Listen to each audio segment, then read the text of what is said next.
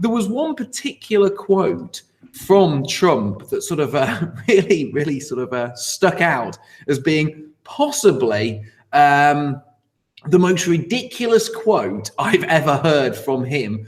I'm sure somebody might be able to prove me wrong by having a more ridiculous quote, but we're going to kick off with this one. You see, I thought there were some decent points to his State of the Union. They were few and far between. But this is a direct quote from Donald Trump, the man who is meant to be the savior of white America.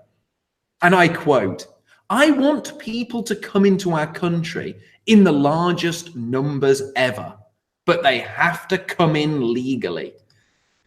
Now, when I heard him say that, I had to do a double take. I was just so appalled and so lost at that moment that I had to do a double take. I actually paused the recording of the State of the Union to rewind it and sort of hear it again, because I wasn't even sure that I'd heard it right. It was that abhorrent what he was saying. He was more or less saying, whites are facing demographic destruction in the US.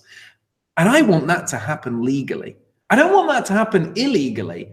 I want these immigrants to flood our country in the largest numbers ever, just as long as they do it legally. And that for me is a huge, huge problem. That for me is one of those huge red lines. You see, this isn't about legal or illegal immigration. This is about demographic change. This is about the destiny of our ancestral homelands and the nations our forefathers founded. And if we have leaders who simply parrot that ultimately immigration is fine as long as it's legal, we are still doomed. Because whether these people come through the border waving a passport and having it stamped, or whether they come through the border in the dead of night, you know, swimming through rivers or climbing over mountain passes or hiding in the back of trucks, it doesn't really matter. It all has the same effect. It all leads to the same eventuality, which is, of course, white genocide, which is what the globalists really want. And as Trump was saying this, as he said this, I sat back and I paused the video and I thought to myself for a minute, who is this man trying to please? Who is this man really trying to appease? And that's when I started thinking about John Mark's excellent video on the Trump wall shutdown and the coming civil war, as he puts it.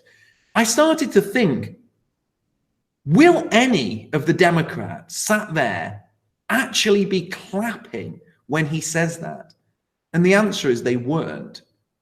It didn't matter what he said. He also wheeled out an ICE agent who happened to be, I think he was originally, was it from Peru? He was from some Central American country. And he now works for ICE. He now works stopping illegal immigration into the US, which is strangely, Trump said it was his dream from the age of 11, which is great. You know, if that's all true, that is absolutely fantastic. Patrick's just corrected me. It was the Dominican Republic. And that's fantastic. You know, if he wants to aid in making sure America remains overwhelmingly white, superb. I'm not knocking him for that. But despite Trump wheeling out this guy who isn't white, but he's an ICE border agent, despite him saying he wants the largest numbers of immigrants ever to flood into America just legally, how many Democrats did he please that day when he made that speech?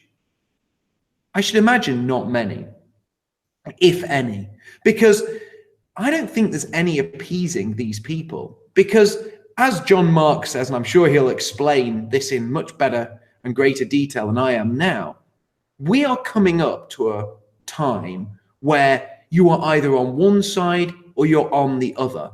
Battle lines are essentially being drawn, and there is no reconciling with these people, because you can try to appease them, but all you are doing is appeasing the people who want to destroy you, want to destroy your people, want to destroy your heritage, and to see Western civilization fall.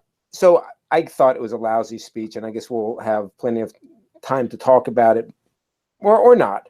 I've exhausted my National Bugle broadcast for today talking about it, so I'm tired of talking about it. But regarding this statement, yeah, obviously I heard it.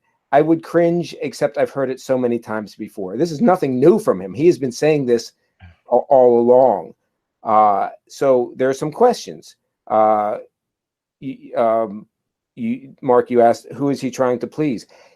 This is not appeasement to the Democrats. He's not trying to please the Democrats with this. What he is trying to do is he is trying to give people who would be inclined to vote for him, white boomers, if you want, whites who have been, indoctrinated with the idea that racism is the worst thing, and we're an immigrant country and this and that. They want, and especially white women, they need some sort of defense, a defense mechanism, so they can vote for him without feeling that they're bad people. So this wasn't aimed at appeasing Democrats. It was to give people inclined to vote for him some sort of justification, some sort of defense against accusations. Oh, what do you mean he's racist? Look at all the things he's doing for Black people and Hispanics and Asians. And oh, no, he's not against immigration. He's just against illegal immigration. Now, I think it's a really bad narrative. I don't want him to be saying these things, but just as an explanation for what his strategy is, what his rationale is. That's his rationale. I don't think he should do it, but he does it. And he's been doing it all along, so it's not anything new. The Democrats don't clap for it because they know he's not sincere when he says he wants record numbers of immigrants, because they know he doesn't.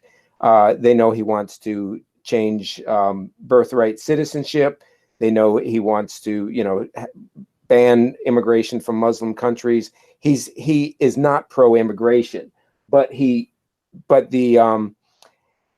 not capable enough. He really doesn't have the capacity to change the narrative. He's not a Vladimir Putin. He just doesn't have that. He doesn't have the talents for it. He had the talent to get himself into office, but he is floundering. He needs a lot of help.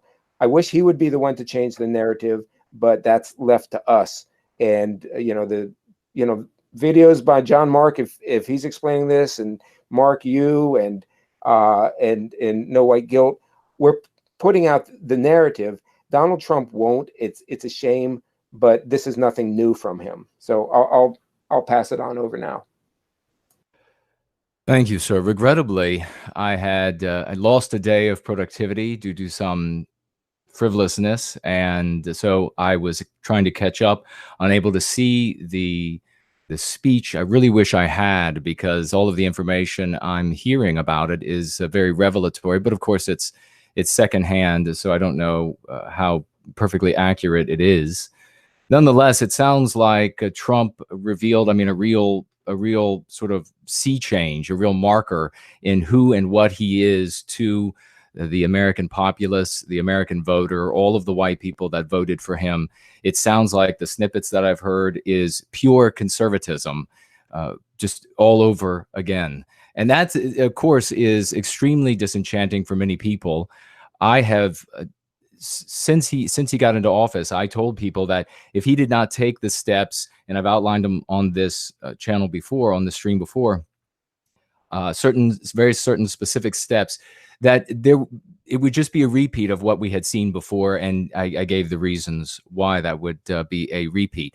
And indeed, what we're now seeing is that as time goes on, he's done a couple things, but so do a lot of conservatives when they're in office. They do a couple of things to appease their voters so they can make sure that they get these votes again, and stay at the public trough for as long as they possibly can, in front of the cameras for as long as they possibly can.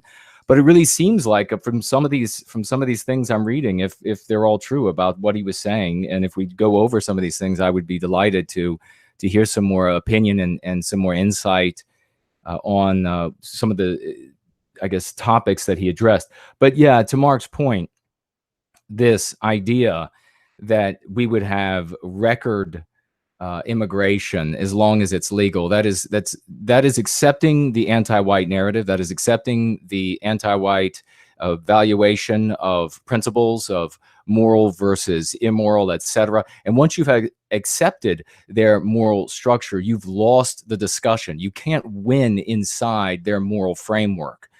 So if we were to bring in not record numbers, and think about the how big of a lie that would be if that's really what Trump was doing there. If he was just lying, if he was just saying that to appease someone, or that he wants record numbers, if that was really the verbiage he used, that would be a colossal lie if he then did not follow up with at least a continuation of the status quo.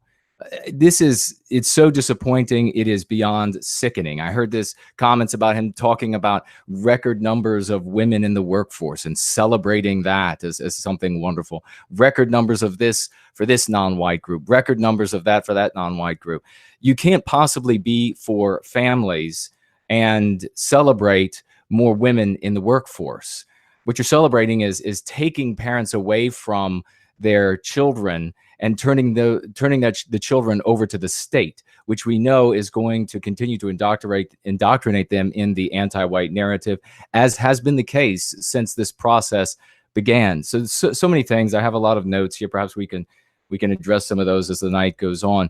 I will say, though, and if we do maintain, by the way, this status quo of non-white immigration into the United States, I agree with John that we are going to, and everybody on the panel, because this is simple mathematics, that we're going to reach a point where we won't be able to get anyone we desire elected at all. And first of all, that's already taken place. We always are accepting what we refer to as the lesser of two evils, which of course is voting for evil. We haven't had somebody who has represented Western kind in the United States for a very long time.